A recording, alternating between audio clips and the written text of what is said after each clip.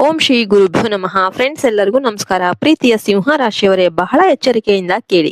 ಮುಂದಿನ 24 ಗಂಟೆಯೊಳಗೆ ನಿಮ್ಮ ಮೊಬೈಲ್ಗೆ ಆಕಸ್ಮಿಕವಾಗಿ ಒಂದು ಅತ್ಯಂತ ನಿರ್ಣಾಯಕ OTP ಅಥವಾ ರಹಸ್ಯ ಸಂದೇಶ ಬರಲಿದೆ. ಹೌದು, ಈ ಸಂದೇಶವನ್ನ ನೀವು ಯಾವುದೇ ಕಾರಣಕ್ಕೂ ನಿರ್ಲಕ್ಷ್ಯ ಮಾಡಬಾರ್ದು.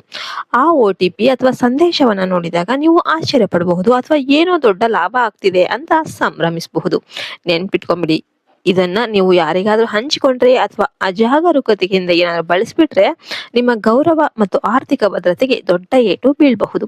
ನಾವು ನಿಮ್ಗೆ ಎಚ್ಚರ ಕೊಡ್ತಿರೋದು ನಿಮ್ಮ ರಾಶಿಯಲ್ಲಿ ಸೂರ್ಯ ಮತ್ತು ರಾಹುವಿನ ಪ್ರಭಾವದಿಂದ ನಮ್ಗೆ ಸಿಕ್ಕಿರುವ ಮುನ್ಸೂಚನೆಗಳ ಆಧಾರದ ಮೇಲೆ. ಈ ರಹಸ್ಯ ಸಂಖ್ಯೆಯು ಕೇವಲ ಕಾಕತಾಳೀಯವಲ್ಲ, ಇದರ ಹಿಂದೆ ನಿಮ್ಮ ಭವಿಷ್ಯದ ದೊಡ್ಡ ತಿರುವು ಅಡಗಿದೆ.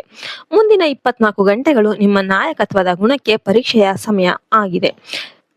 ನಿಮ್ಮ ಬೆಳವಣಿಗೆಯನ್ನು ಕಂಡು ಅಸೂಯೆ ಪಡುವವರು ನಿಮ್ಮನ್ನು ತಪ್ಪು ದಾರಿಗೆ ಎಳೆಯಲು ಸಂಚು ರೂಪಿಸಬಹುದು.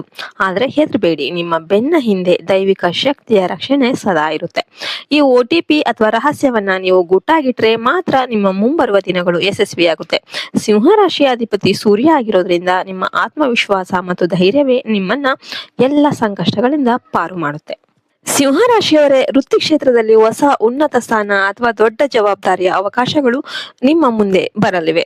ನೀವು ಸರಿಯಾದ ನಿರ್ಧಾರ ತೆಗೆದುಕೊಂಡ್ರೆ ಸಮಾಜದಲ್ಲಿ ನಿಮ್ಮ ಗೌರವ ದುಪ್ಪಟ್ಟಾಗುತ್ತೆ. ಕುಟುಂಬದಲ್ಲಿನ ಸಣ್ಣ ಪುಟ್ಟ ಕಲಹಗಳು ಈ ಸಮಯದಲ್ಲಿ ನಿವಾರಣೆಯಾಗುತ್ತೆ. ಕೆಲಸದ ಸ್ಥಳದಲ್ಲಿ ಅಥವಾ ವ್ಯವಹಾರದಲ್ಲಿ ದೊಡ್ಡ ಹೂಡಿಕೆ ಮಾಡುವ ಮುನ್ನ ಅನುಭವಸ್ಥರ ಸಲಹೆ ಪಡೆಯಿರಿ. ಯಾರಾದ್ರೂ ನಿಮಗೆ ಸುಲಭವಾಗಿ ಹಣ ಗಳಿಸುವ ಆಮಿಷ ತೋರಿಸಬಹುದು, ಆದ್ರೆ ಆತುರದ ನಿರ್ಧಾರಗಳನ್ನ ತೆಗೆದುಕೊಳ್ಬೇಡಿ. ಈ ಸಮಯ ನಿಮ್ಮ ಜೀವನದಲ್ಲಿ ಹೊಸ ರಾಜಯೋಗವನ್ನ ತರಲಿದೆ.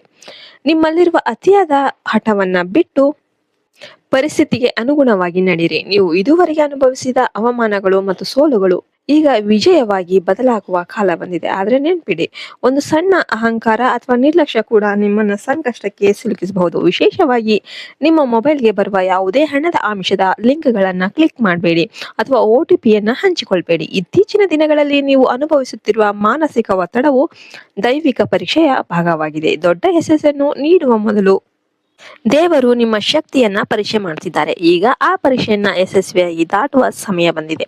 ನಿಮ್ಮ ಸುತ್ತಮುತ್ತಲಿರುವ ಶತ್ರುಗಳ ಬಗ್ಗೆ ಜಾಗರೂಕರಾಗಿರಿ. ನಿಮ್ಮ ಗುರಿಯ ಮೇಲೆ ಮಾತ್ರ ದೃಷ್ಟಿ ಇರಲಿ. ಈ ಸಮಯದಲ್ಲಿ ಮನಸ್ಸು ಸ್ವಲ್ಪ ಚಂಚಲವಾಗಬಹುದು, ಆದ್ರಿಂದ ಯೋಗ ಅಥವಾ ಪ್ರಾಣಾಯಾಮದ ಮೂಲಕ ಏಕಾಗ್ರತೆಯನ್ನ ಕಾಯ್ದುಕೊಳ್ಳಿ. ಹಣಕಾಸಿನ ವಿಚಾರದಲ್ಲಿ ಅನಗತ್ಯ ಖರ್ಚುಗಳಿಗೆ ಬ್ರೇಕ್ ಹಾಕಿ ಕುಟುಂಬದ ಹಿರಿಯರ ಮಾತನ್ನ ಗೌರವಿಸಿ.